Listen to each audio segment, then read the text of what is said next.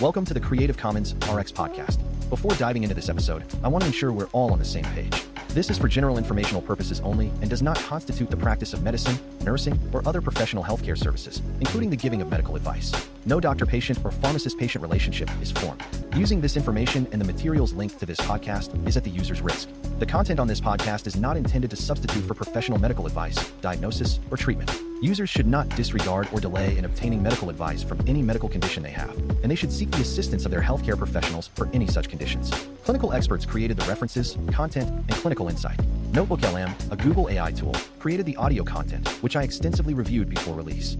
Finally, the host states that he takes all conflicts of interest seriously. Currently, there are no conflicts to disclose. For all of his disclosures and the companies he invests in or advises, he directs users to reach out independently, where he keeps an up-to-date and active list of all disclosures.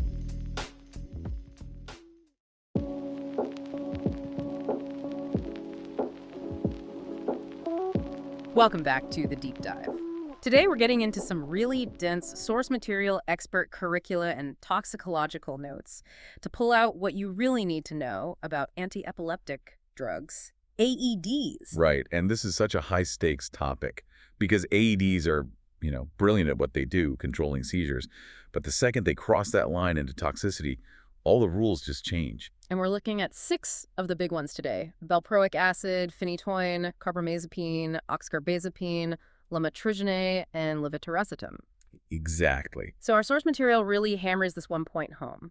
Knowing the drug's mechanism, what it targets, sodium channels, GABA, whatever, that's just the starting line. It really is.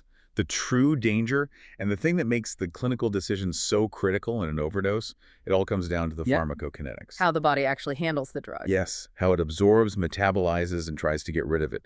These little pharmacokinetic quirks are what can turn a standard overdose into, say, a metabolic emergency or a prolonged cardiac crisis. Okay, so that's our mission today. We want you to walk away from this with a solid grasp of those subtle, often life-threatening differences.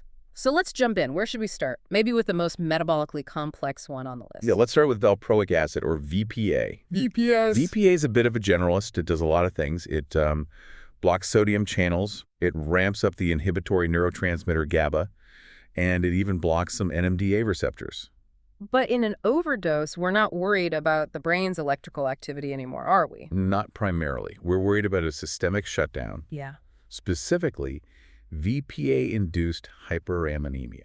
The hyperammonemia puzzle. I like that term. It suggests it's not just one thing going wrong, but a whole chain reaction. It's a perfect description. It all starts in the mitochondria. So VQA has to be metabolized, and the body's main way of doing that is through a process called bioxidation, fatty acid breakdown. Okay. And that process requires this little shuttle molecule called L-carnitine. It's what carries the fatty acids into the mitochondria to be processed. And I'm guessing a VPA overdose just burns through that L-carnitine supply. It completely depletes it. Think of L-carnitine as the key to the mitochondrial door. Right. In a massive overdose, the body runs out of keys fast. So VPA gets locked out of its normal, safe metabolic pathway. Exactly. And it gets forced down this metabolic detour, a much less efficient and highly toxic route called the oxidation pathway. And that's where the toxic byproducts come from. It creates toxic metabolites, especially one called 4-on-valproate. And this stuff doesn't just, float around. It actively sabotages the body's main system for getting rid of ammonia, the urea cycle. So how does it do that? It inhibits a key enzyme, specifically carbamyl phosphate synthase ICPSI. So we're not just saying ammonia builds up. We're saying VPA creates a metabolite that actively breaks the machine designed to clean it up. That's the perfect way to put it.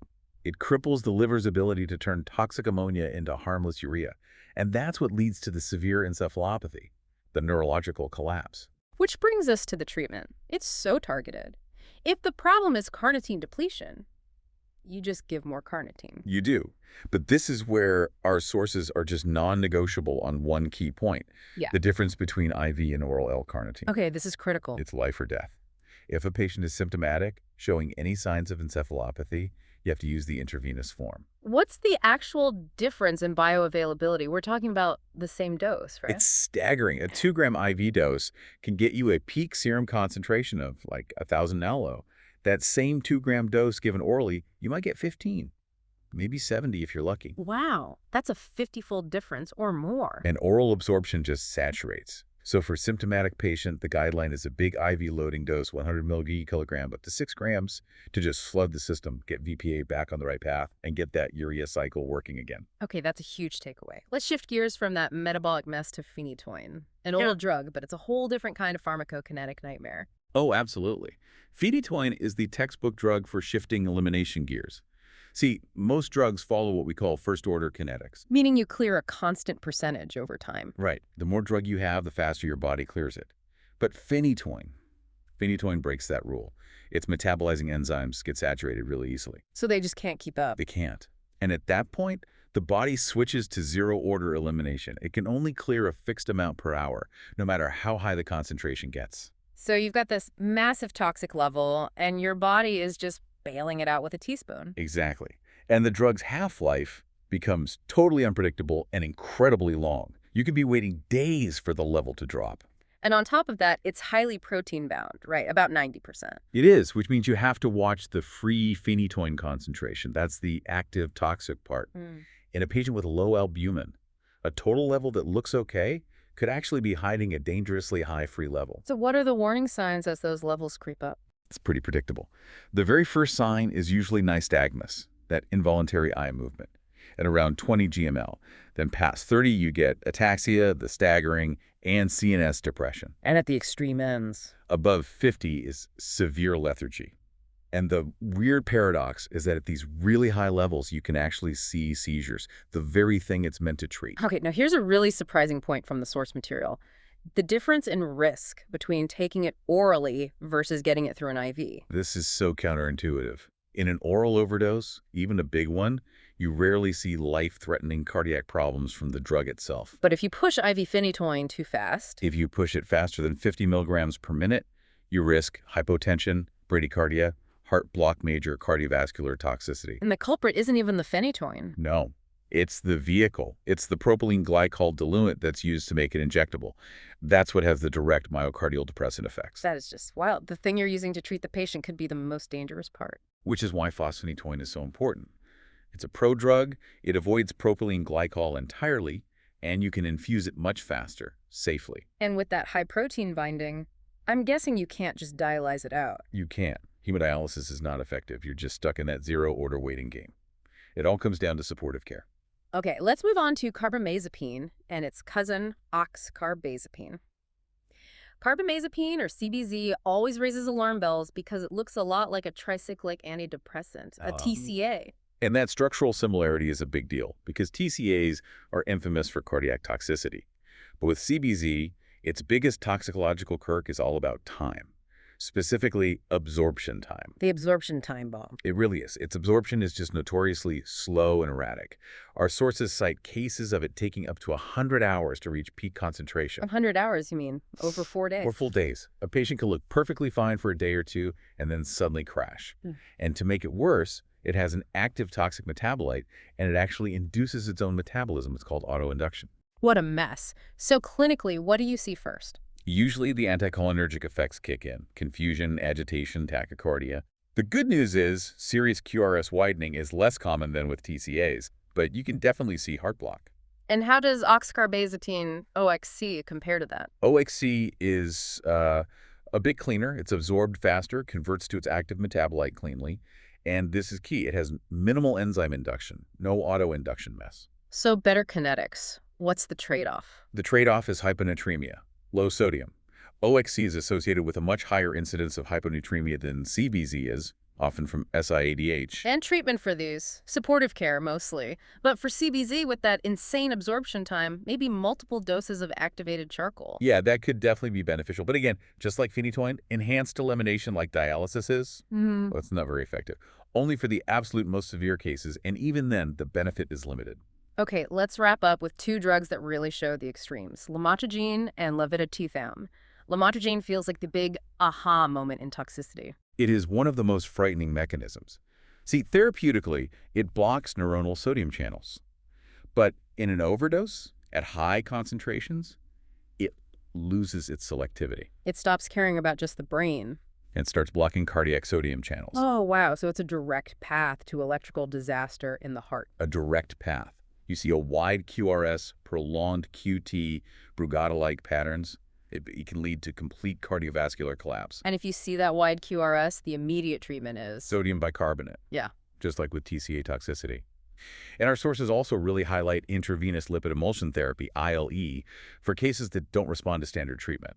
It can act like a lipid sink to pull the drug out of the tissue. Okay, now let's contrast that cardiac nightmare with levetiracetam, Keppra. It seems almost benign in comparison. It generally is. The safety profile is pretty mild. In overdose, the main issue is just CNS depression.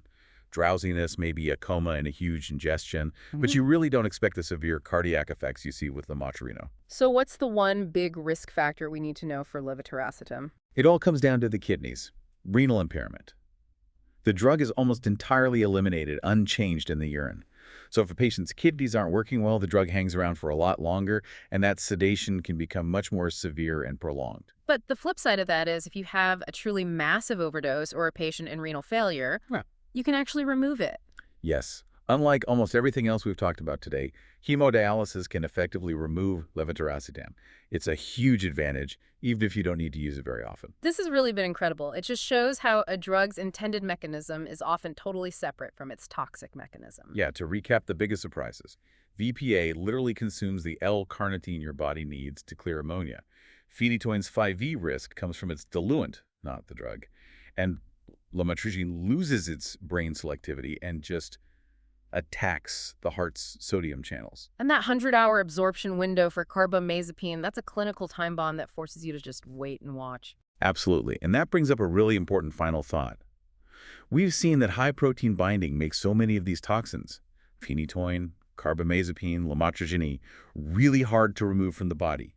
Our best tools, like dialysis, often fail. So when you're faced with something like carbamazepine's 100-hour absorption or phenytoin's saturated metabolism, what does that mean for how we approach care? It means the focus has to shift entirely. It means that flawless, sustained supportive treatment, protecting the airway, managing blood pressure, constant ECG monitoring becomes paramount. The best life-saving treatment isn't always some fancy antidote or machine. For these complex overdoses, it's often patience, vigilance, and just superior critical care over a period of days. A really compelling thought. Sometimes the most advanced intervention is just time and impeccable supportive care. Thank you so much for walking us through all this. My pleasure. And to all of you listening, stay curious, and we will see you on the next deep dive. This is for general informational purposes only and does not constitute the practice of medicine, nursing, or other professional healthcare services, including the giving of medical advice. No doctor-patient or pharmacist-patient relationship is formed. Using this information and the materials linked to this podcast is at the user's risk. The content on this podcast is not intended to substitute for professional medical advice, diagnosis, or treatment. Users should not disregard or delay in obtaining medical advice from any medical condition they have, and they should seek the assistance of their healthcare professionals for any such conditions. Clinical experts created the references, content, and clinical insight. NotebookLM, a Google AI tool, created the audio content, which I extensively reviewed before release. Finally, the host states that he takes all conflicts of interest seriously. Currently, there are no conflicts to disclose.